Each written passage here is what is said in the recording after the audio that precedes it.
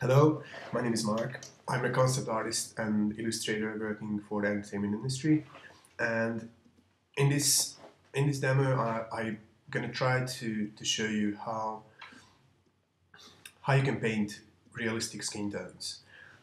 I think the first I should tell is I told this before in my earlier demos that always use references because I mean, you can learn the basic stuff, but the skin tones and and generally skin colors are always depending on the actual light and actual lighting scheme, and it's always a good to use a point of reference uh, to start your painting or use multiple references uh, about the same ethnic group what you're trying to paint.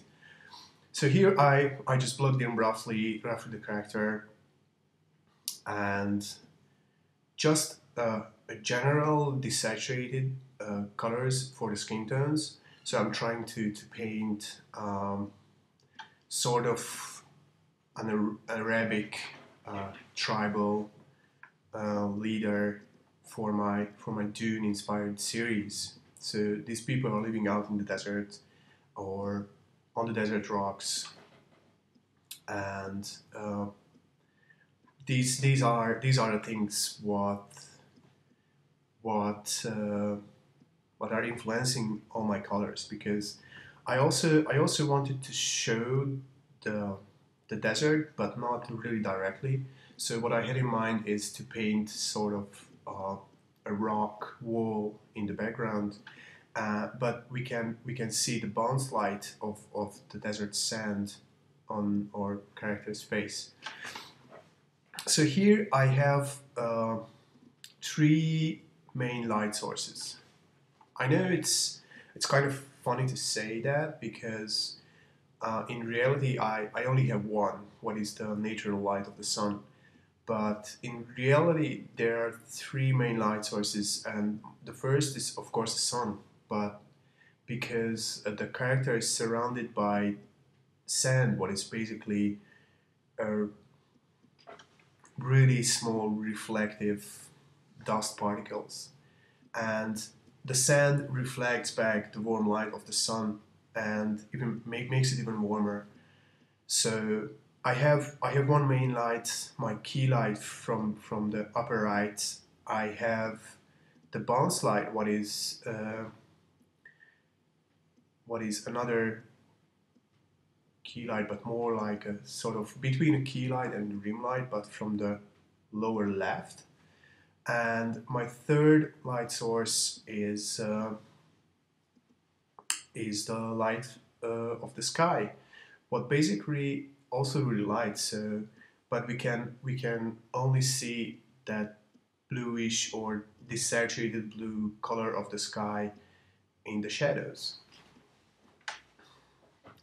And this three light sources pretty much creates an almost standard studio lighting setup for me because that's what they use to create really real plastic or nice portraits in the studios to use these three lights. So one key light, one fill light, what is basically my light colors, what fills in the shadows, and one rim light, what is the bounce light of the sun from the sand in my case. So what you have to keep in mind is it doesn't matter what kind of light sources you use or what kind of lighting setup you use, but it's you don't really see much uh, from the actual local color of the skin. So of course you can see it in the really shadowy areas where uh, where there's no light at all, or there's only just a, a bit bounce light getting in, or you can see it in case of of really special lighting conditions, like for example in case of an overcast sky uh, where there is no direct light or there is no bounce light from the environment. Um, but in most cases, what really matters is your environment, because your environment and the color of your light sources, because all those things are affecting the colors of your character, and especially the skin of your character. And this is because our skin is a bit oily by nature, so it creates a semi-reflective surface. So it's not really matte, but uh, it reflects back all the colors from the surroundings.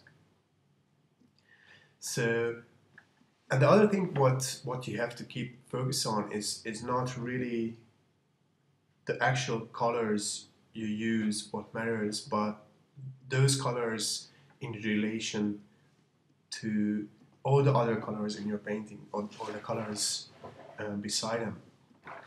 So if you just check um, the left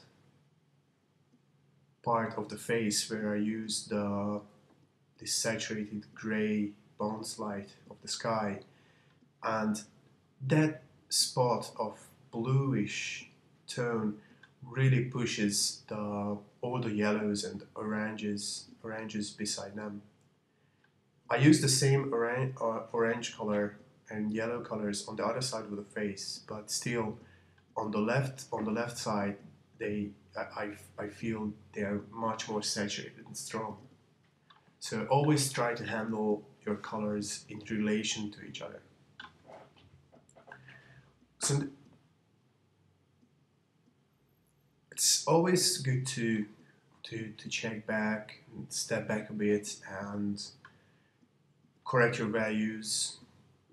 You can also just squint your eyes and check your values that way, or if you're working in Photoshop, uh, you can also put a simple color layer on top of all of your layers and just fill it with black. And if you switch on that layer, it instantly changes your piece into black and white, and it's much easier to see your values in black and white, to check everything is alright.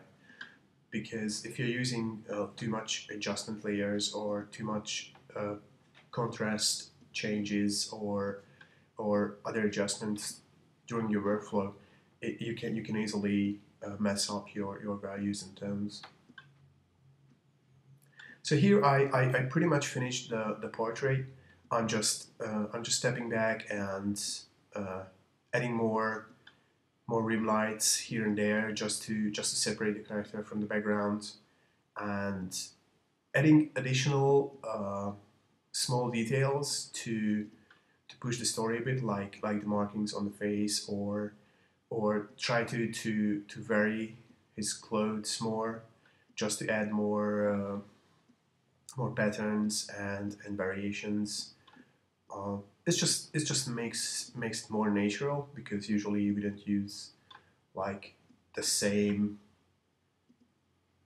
I mean, or jumper. It's not the same like a t-shirt or jacket in terms of color or patterns or fabric.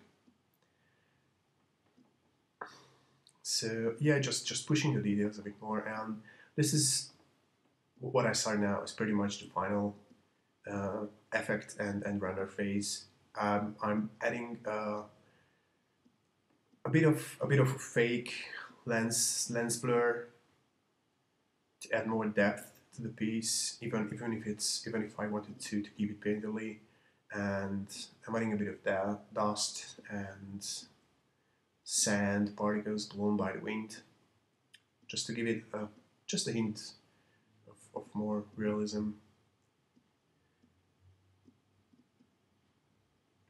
And it's pretty much finished.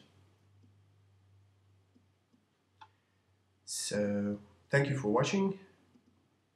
and I hope you learned something.